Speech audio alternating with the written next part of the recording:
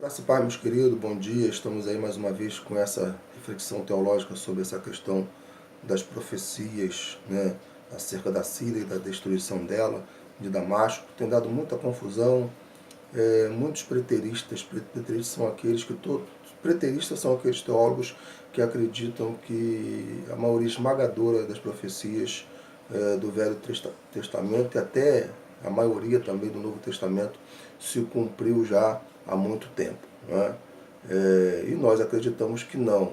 Uma parte pode ter se cumprido há muito tempo atrás, outras partes estão em curso e as últimas a se cumprir se dará na grande tribulação e no milênio, né? Mas tem aí tido essa confusão. Antes de falarmos acerca desse tema, né, e utilizar uma das regras da hermenêutica, que é a Bíblia explica a própria Bíblia, né, eu quero dizer o seguinte: se inscreva no canal, coloque o seu joinha, compartilhe, para que esse estudo, para que essa reflexão chegue ao maior número de pessoas possíveis. É importante, se você coaduna, se você concorda com aquilo que a gente está falando, é preciso que você faça isso, senão o YouTube não reproduz, não recomenda, e aí muitas pessoas que precisavam ver esse estudo não estarão vendo, sendo enganadas, não é verdade? Eu quero voltar a esse tema porque realmente tem gerado uma confusão enorme dos preteristas, né? Daqueles que acreditam que tudo se cumpriu, não precisa se cumprir mais nada a não ser Jesus vir, né?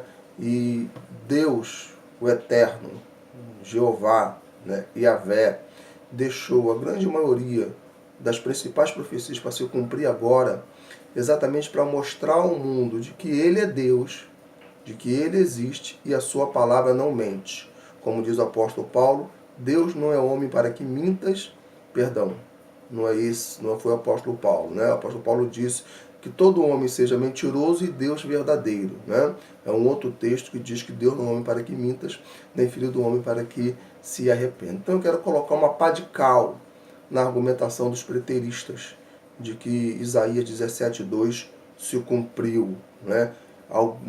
99% de fato acerca das profecias da Síria para aquela época se cumpriu, restando a principal de todas, que é destruir por completo a cidade de Damasco, destruir por completo a maioria esmagadora das cidades da Síria e lá servir de pasto para sempre.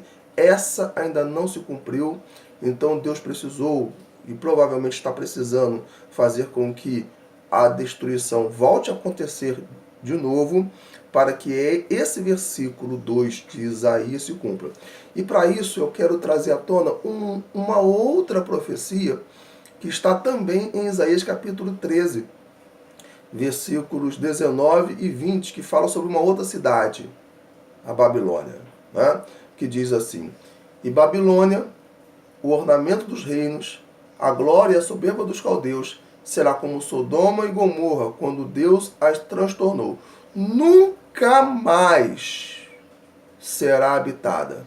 Nem nela morará alguém de geração em geração, nem um árabe armará ali a sua tenda, nem tão poucos pastores ali farão deitar os seus rebanhos.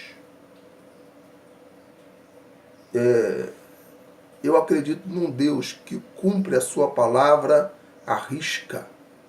Jesus disse de maneira muito clara que aquelas palavras proféticas que ele havia falado em Mateus 24 não cairia um tio, um jota, sem que tudo se cumprisse.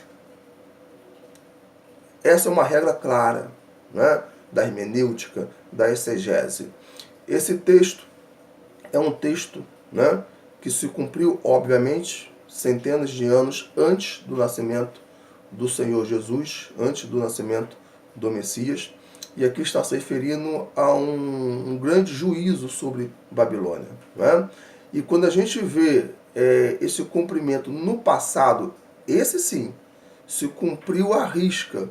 Porque quando a gente olha hoje a cidade da Babilônia, Babilônia ficava aonde? Ficava no Iraque, onde é o Iraque hoje. A Babilônia ficava exatamente naquela região. segundo a geografia, de 80 a 100 quilômetros, se eu não me engano, depois de Bagdá, né? E a cidade em que se encontrava a Babilônia, né? Porque o Império Babilônio ele se estendia por todo o Iraque, né?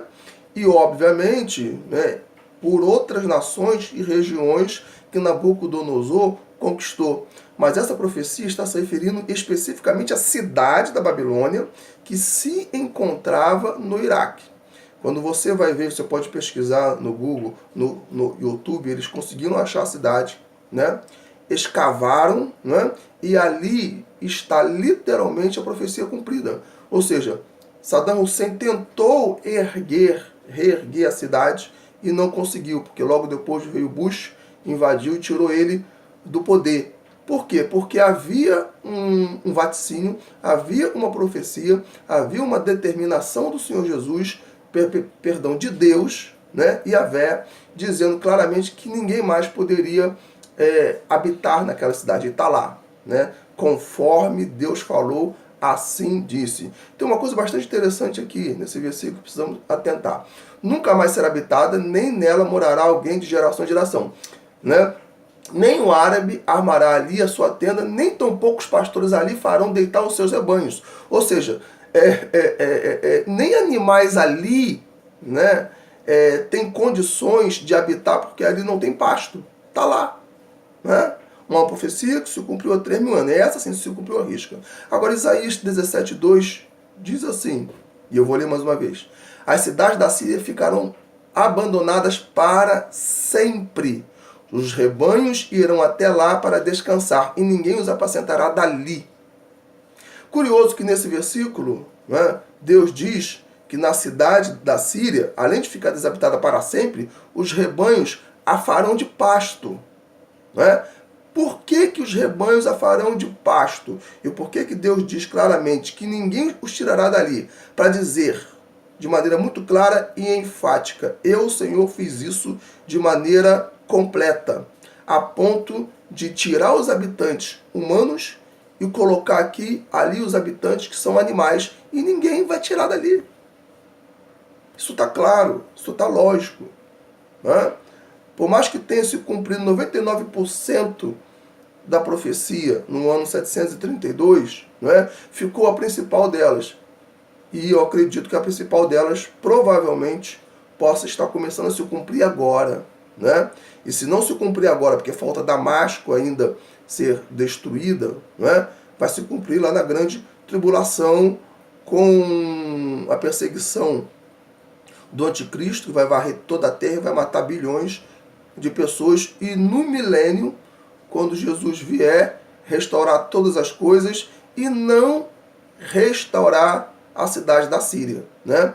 Fazer com que aquela cidade ali, né, se torne símbolo, né, daquilo que ele falou de juízo contra o pecado do povo daquela época com relação a Israel. Espero que isso tenha esclarecido. Graça e paz. Deus te abençoe. Amém.